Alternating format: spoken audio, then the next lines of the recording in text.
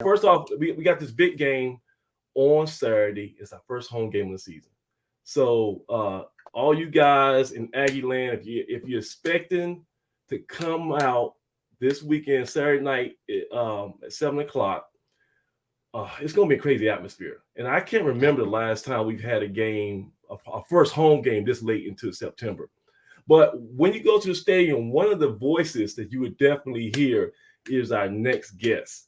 So help me bring to the show somebody who I'm super excited to meet for the first time, the A&T official public address announcer, long time, and I even use the word legendary, Mr. Joseph Level. Come on, Joe. How you doing, Joseph? Yes, sir. I'm not sure who that is. That's the appropriate word, man. So we'll get Doug back in here. He probably have some technical difficulties.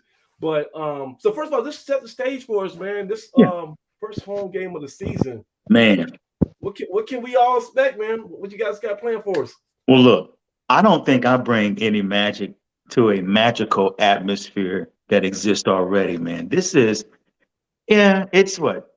Truist Stadium. We all know it is Aggie Stadium. Yes, right? Still. And it's no matter what. And the energy, despite the fact that, this year's edition, it may be 0-3, but as far as we're all concerned, I'm sure it's 0-0, and we all want to get a win over South Carolina State. Look, man, a victory Saturday would do, it would cover a multitude of mistakes that we may have seen, in the first 3 games of the year, man. So I'm excited. Oh, there's Doug. Good to have Doug back too. Sorry, yes, sir. You can't keep a good man down. You can't keep a good man down. You know I wouldn't miss this one now. All right. I see Doug. So anyway, we just want a live atmosphere. That's what we want, right? And it really doesn't matter. Well, I'm not going to say it doesn't matter who's up in that press box calling out the game, but it's certainly what makes the difference, man, is to have a fan base that's excited, that's engaged, that and can so the team can feel that energy. So I'm looking forward to Saturday. It's a night game. It's under the lights. That's exciting, man. And that's always electric. I remember the last the Elon game we had a couple years ago. And that was the first home game of the year, and that was a night game. And this felt like almost like an ESPN buzz. Like this was like a national game. Oh, it did have a national field, and who can forget that? Was that the night that yes, sir, the 49-yard field goal won the game? Yeah. Ruiz, oh man, Ruiz. that was incredible. Hitting that where I started heading down the steps early because I caught it good, and so I could jump the fence and go out there and celebrate with him. But look, he smacked that one. Yeah, I was excited because I flipped from being a PA announcer to a play-by-play because when he snapped it, I said the snap, the hold, the kick. It was a great call. It's good. It was a great call. It was a great call. There's no doubt about it. So on my phone, man, it's a great call, man. Oh my gosh, man. Those are moments the kids come for. Those are nice. Now, really, when we get there Saturday as the PA announcer, I just wanted to be sure that the microphone is working. Right. Last year in our first home game, I remember. Yes. Bruh, I have the frustration of just being up there and watching the game and I was screaming. It was Hall of Fame day, and I'm yelling into a mic, but the speakers, for some reason, they were not working that day. And it was an electric atmosphere. It was North Carolina Central. It was really what turned out to be our largest game of the year. It was even larger in terms of the crowd size than homecoming. And it was an exciting game. Of course, we won. So, look, we have a great technical crew, and we just want to get there, and we just want to add to the electric atmosphere that's already going to be there. That's all. So tell me, as far as your role as a PA announcer, because I know because you can't do play-by-play, obviously, but you have to kind of pick. You have to pick and choose which moments that you kind of want to jump in there and let the crowd know, hey, this is big. Let's get on your feet. Everyone hears you say, give it up for that Aggie defense. That's one of your signature lines. Man, right. you also let them know about third down. So how do you decide when to kind of sit back and when to jump in there? Well, I think you make a very good point in distinguishing. There's a difference between being play-by-play, and there's a difference between being the PA announcer. You know, if I'm in the stands, I don't want to hear the PA announcer doing play-by-play, right? I need to set up each play and let the play out. I need to try to get the crowd involved, and those are the points that you're talking about. Third down, even fourth down, or it's another Aggie first down. Yeah, I'm trying to build a cadence and a relationship, with the crowd. right. I want them to anticipate what's coming up out of, what's about to come out of my mouth, right? I want them with me. I want them announcing with me. That energy is like incredible. If I say, and it's another Aggie and everybody shouts out third down, or it's another Aggie first down. I mean, those are magical moments right there. Or can I get an Aggie? All that stuff, man. I love it, man. Those are great moments and memorable moments. Even Doug talking about, having one of those moments recorded on his phone, or it's great for me to be able to come back and watch podcasts like yours or other clips, or people who've had clips on Twitter or social media, and there's a big play and they can hear me call a touchdown or, something big.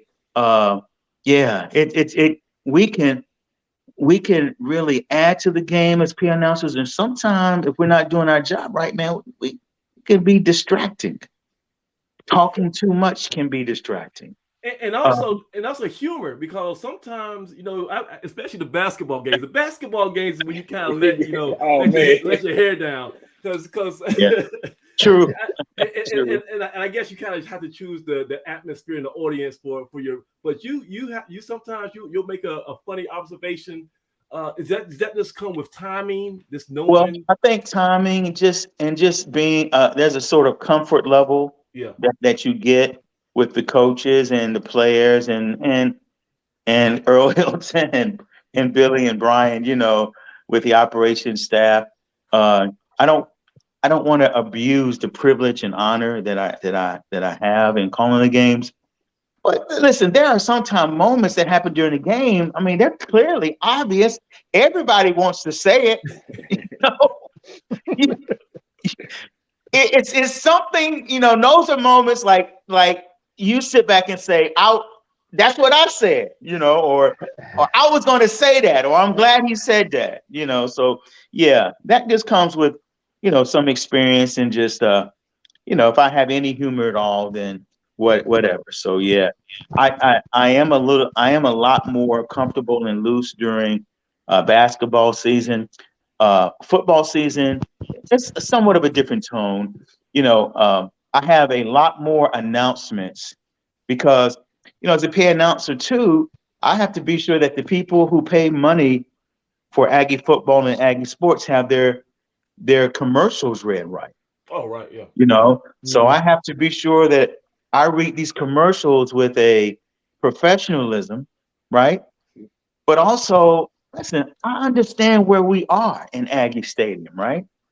And so I want to sound, listen to this, I want to sound like an Aggie. I mean, I do have a degree from A&T. I want to sound like I'm an Aggie, but I also want to sound professional, and I want the people and I want the people listening to me, I want them to say, yeah, that's our guy right there. Right. That's our guy, right? And I want y'all to go places that's, other than Truist Stadium, and I want you to listen to the guy, and I want you to say, It's not quite like Joe. Not quite like we have it back at home. That when I hear people say to me, man, we really enjoy you, we really appreciate you, and then of course flattery is, people who imitate you, that's great, so I do know that, I have people who listen to me, and whatever. So, but look, Hey, it's I just tell an you one honor. thing. It's just I an gotta honor tell to you be able this. to get up there and do it. What you do is magic. I mean, It's every magic. Saturday, It's every magic. game, it's magic. And we're not even talking about. I mean, most recently, sometimes I don't even make it in the stadium. Right? I'm in a tailgate situation, and I have my hands full out there sometimes. And you'd be amazed at the energy and the feel you can get from the tailgate.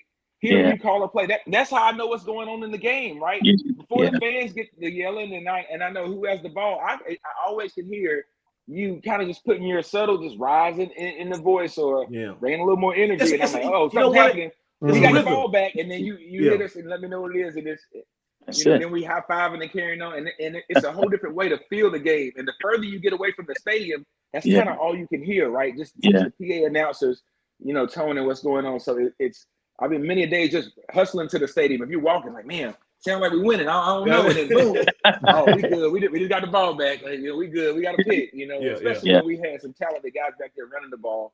Yeah. And I mean, you being able to, like you said, talk about Dallas and being a PA and not a play-by-play. It's Right. tough, but you walk the line just right. Oh, And like you I said, mean, not a lot of Doug, guys. look.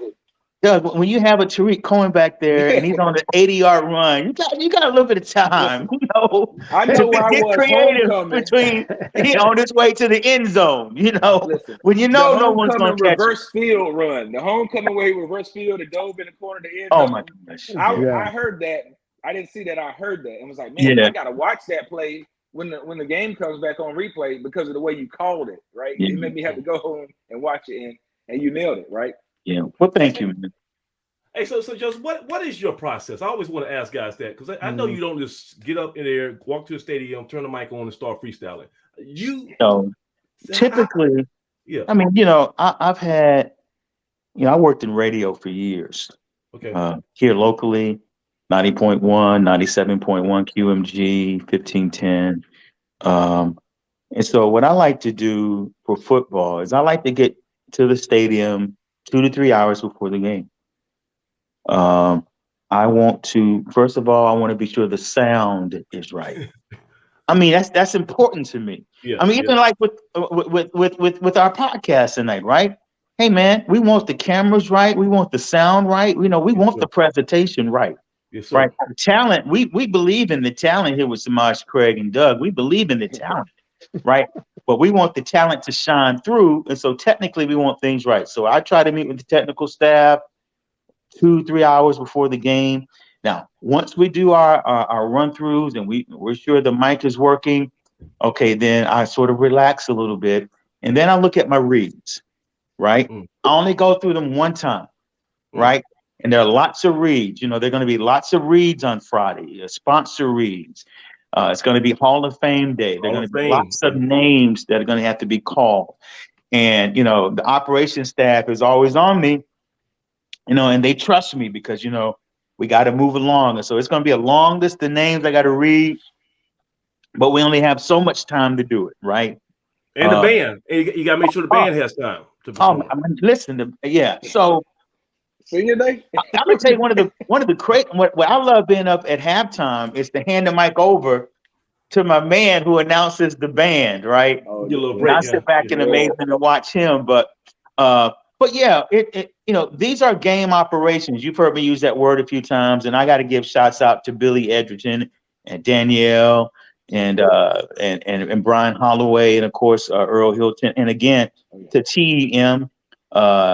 That's my man Sam Hamlin and his group, who do a great job and you know, in providing the technical services that, you know, that we need to make sure all of our game day operations are flawless. But yeah, I go through the reads. Once I go through the reads, I relax. You know, have my noise canceling earphones, because there is a serious. That was the first thing I had to get used to when I started doing this. Is the echo. There's like a 2-second delay from what I'm saying to when it's actually heard through the speakers, right? Which is different for me because when I'm on the radio, I'm listening in real time, but there's a difference. And you know, I want to hear myself, and I can't afford to sit back and listen to myself. I just got to trust it, get it out, and know it's right. So, but once we get the technical part straight, I do my read. I normally go and maybe they provide us with some lunch. I normally go and grab a box. I don't eat it. I just put it by my desk and wait till halftime or so. And then I actually try to go down onto the not the field, but I go down underneath, and I may go and see my frat brothers. I go and try to meet, the crowd and try to gauge the energy of the fans and enjoy them. And then I'm always back up about 45 minutes before the game starts, and then we do our thing. Now, we're on the first level of the press box, and so right below me are those Aggies. When I say those Aggies, I mean those alumni Aggies. Uh-oh. So Hey, Craig, talk about your crew. Yeah, I know. Okay. Is that your crew? Yeah, right below you. Man, they blew me up last year when the mic wasn't working. Listen, man, they're incredible. And boy, if I make a mistake, I don't know about it immediately. And but yeah, man, those Aggies are incredible, man. So it's fun, man. The whole thing is to leave, man, having a great experience in Aggie Stadium. So right now, I'm gonna put you on the spot. Give me one of your top memories that you actually called at Aggie Stadium or now Truist Stadium that just jumps off at you.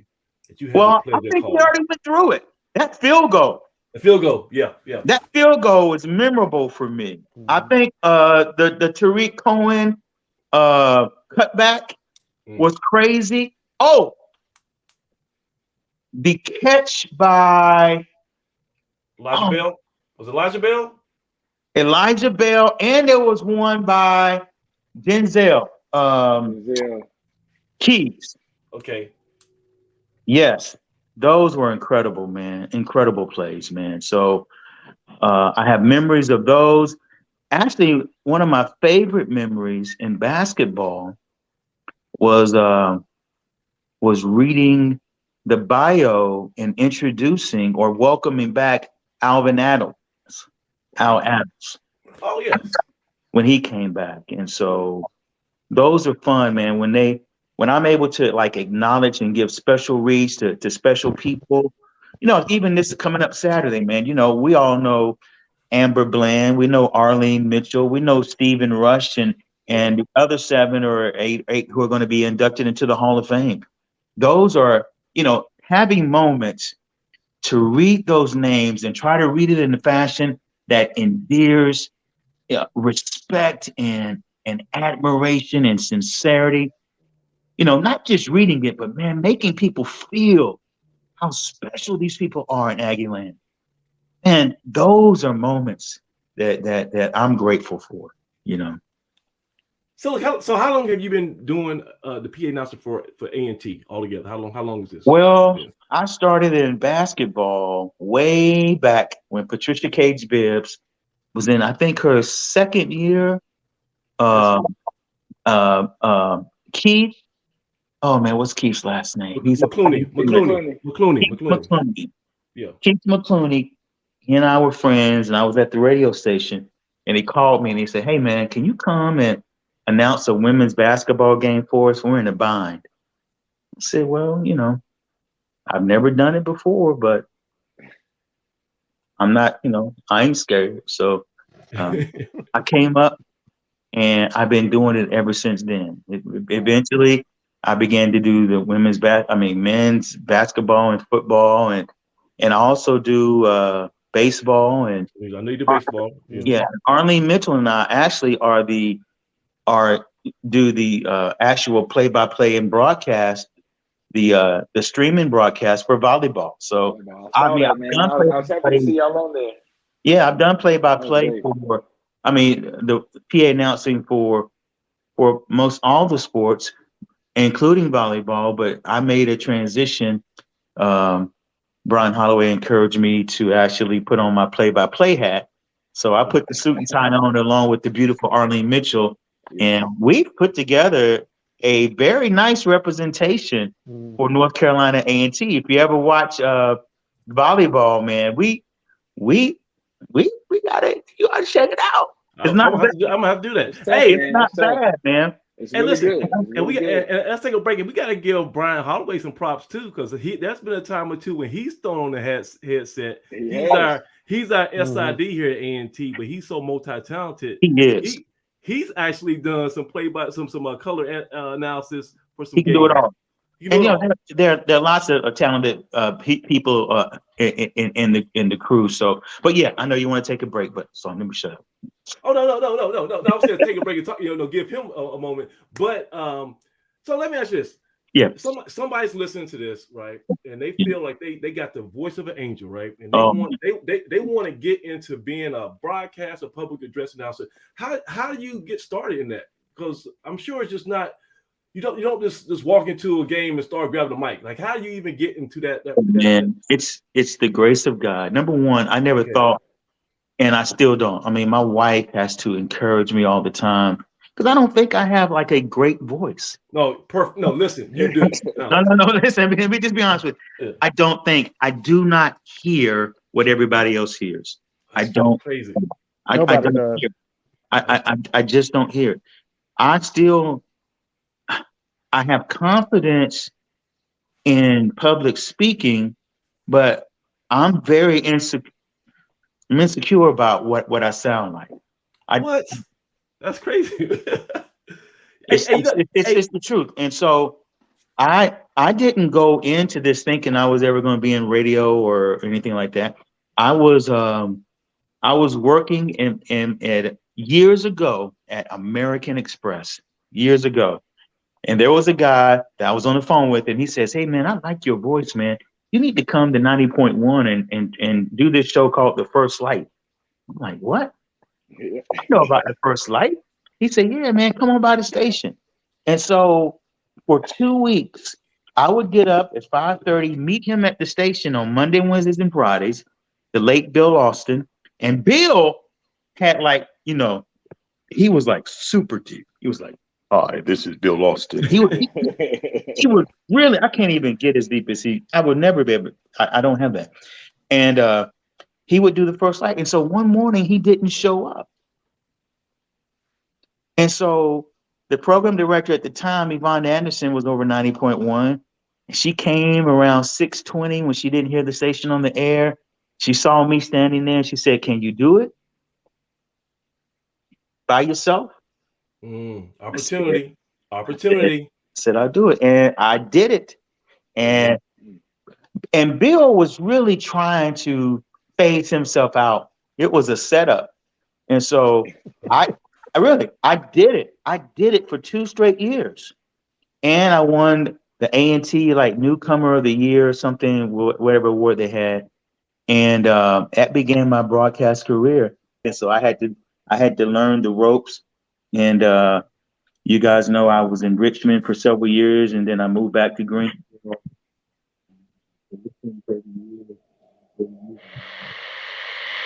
But for anybody that wants to get into this, I would just encourage them to start somewhere.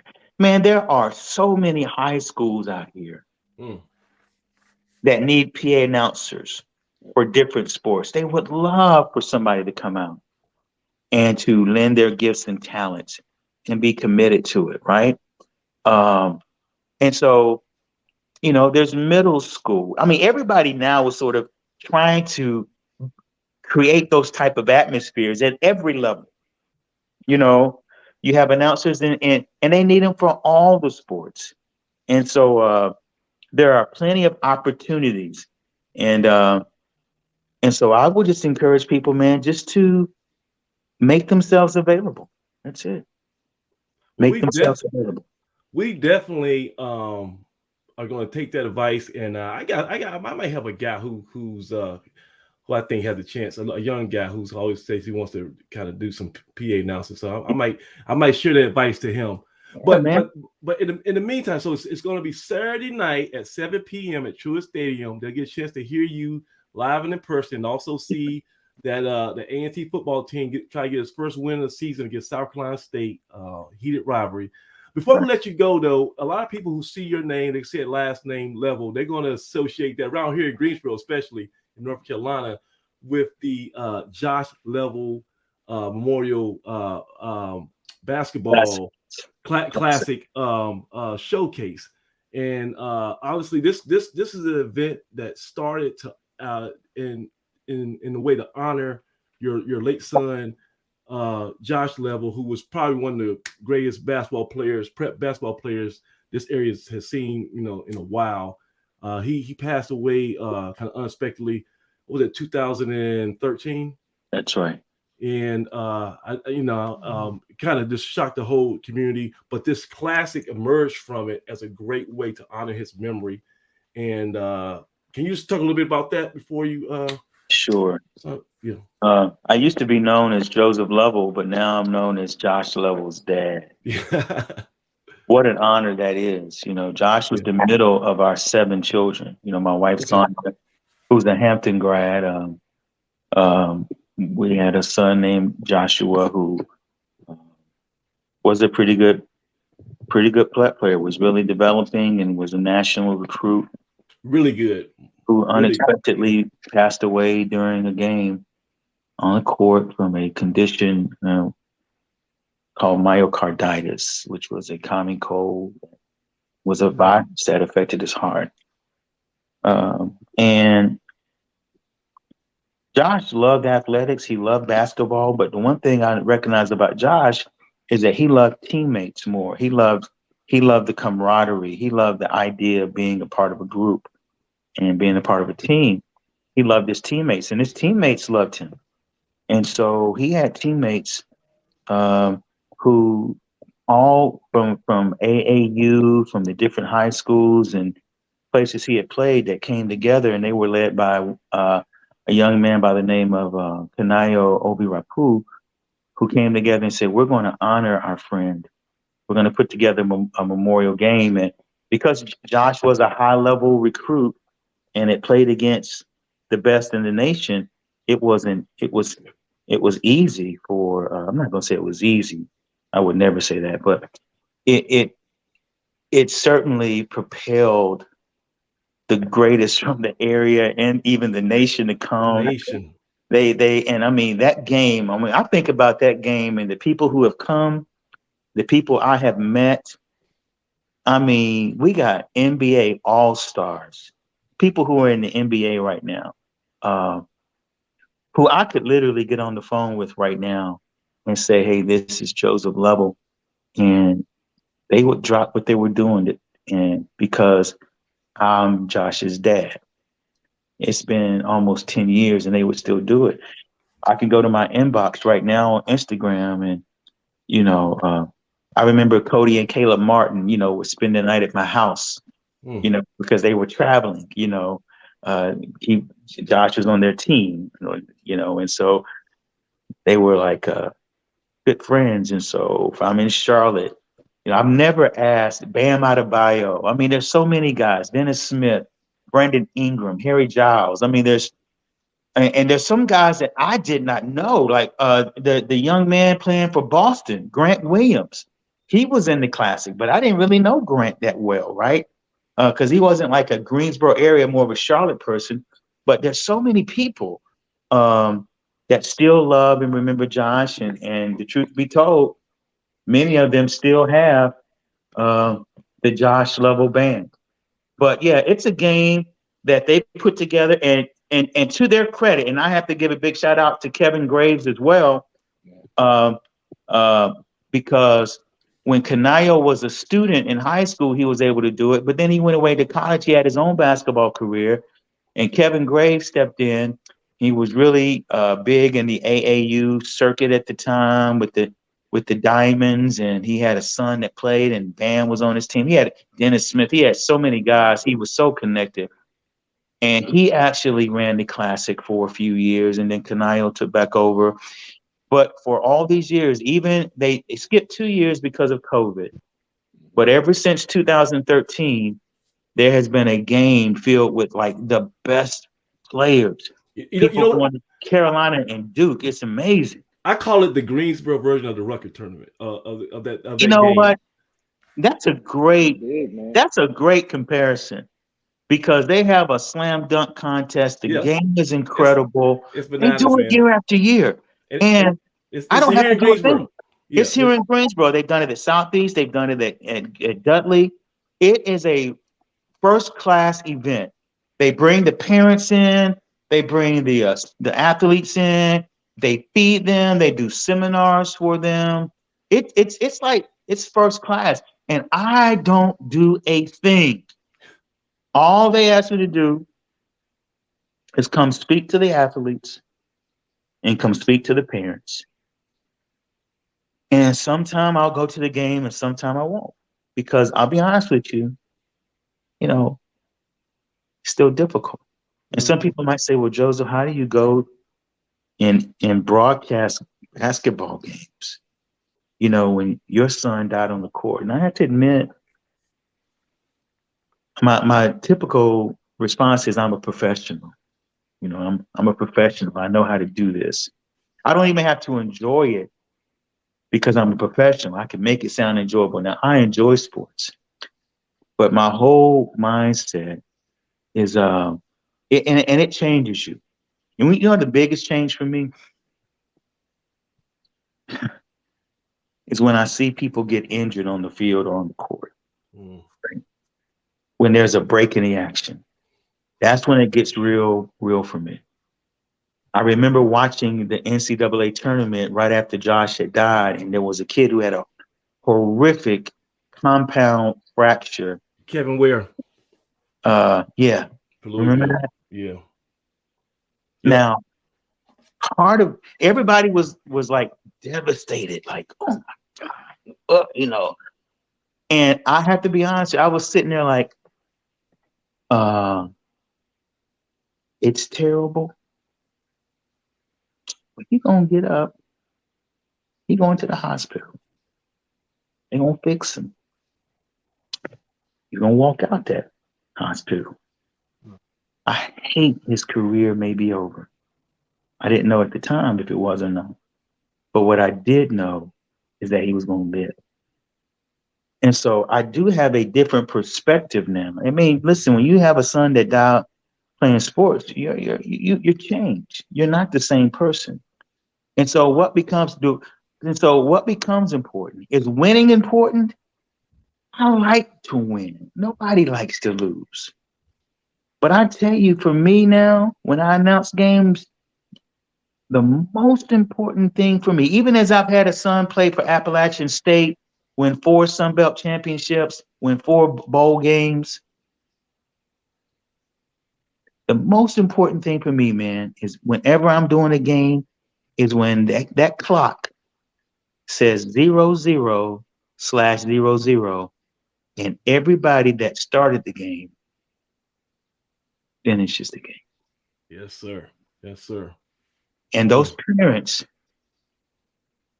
Saturday night, when you come out to that game and you're cheering for your kids and we're cheering for those boys, win or lose, man, I'm telling you, we got to understand the victory that we all have, man, when them guys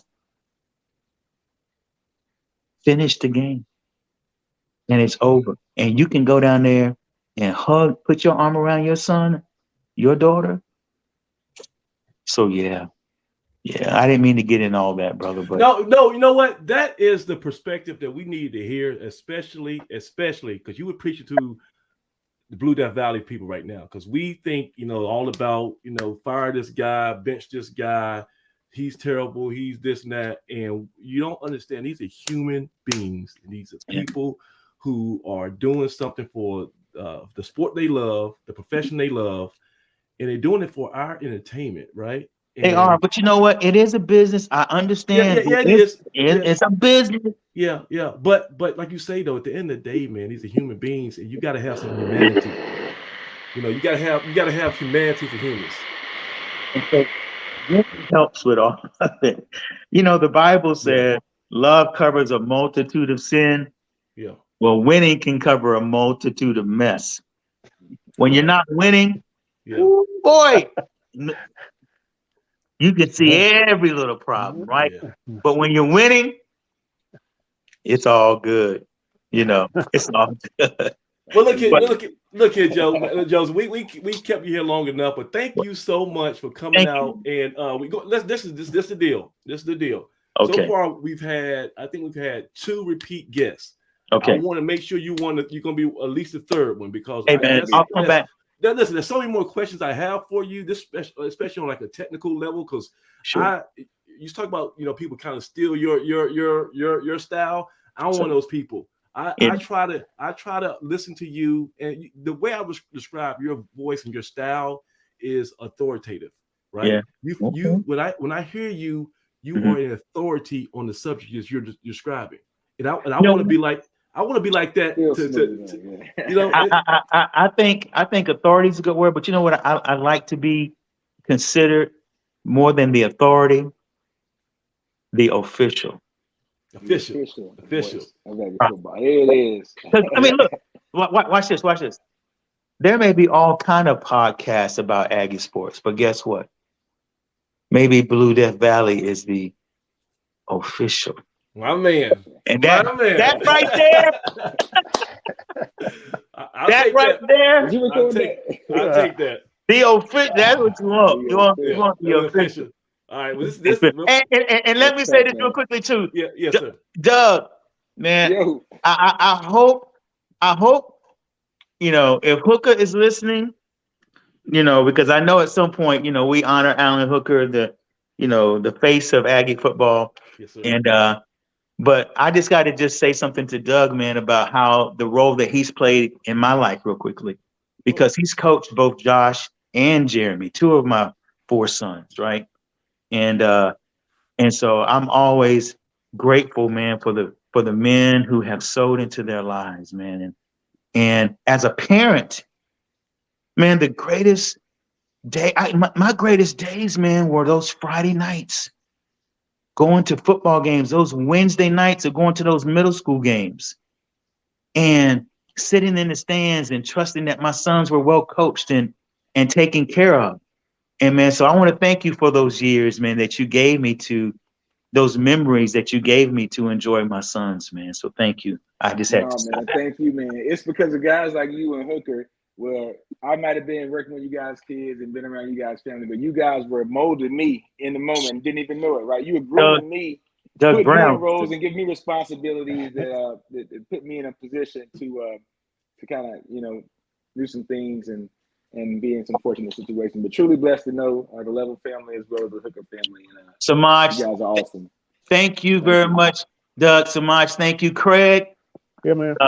I know you got a lot more to say. I've been talking, but we got to hear from you because you're the expert. You're the expert up there, right? But guys, thank y'all for the time. Thank you, man. Thanks so much. Appreciate it. Appreciate Thank it. you.